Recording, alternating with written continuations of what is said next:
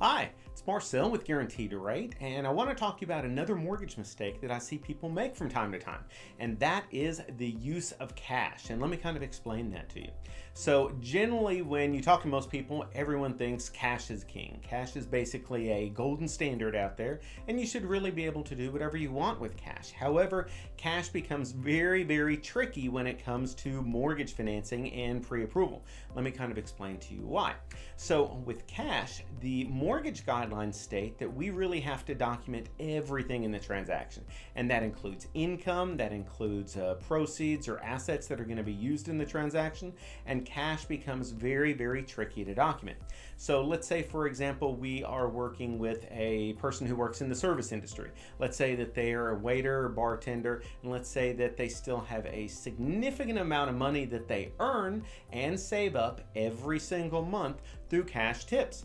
Well, what ends up happening, they keep those cash tips, and let's say they don't deposit them in a bank, they basically just use it as mattress money. And they've been saving up for years keeping this mattress money.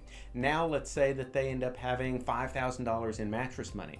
In essence, when they go buy the home, now the mortgage company is going to ask them to document where this $5,000 came from. It's going to be part of the documentation guidelines for Fannie Mae, Freddie Mac, and Ginnie, and with that, we do need to see exactly where that money came from.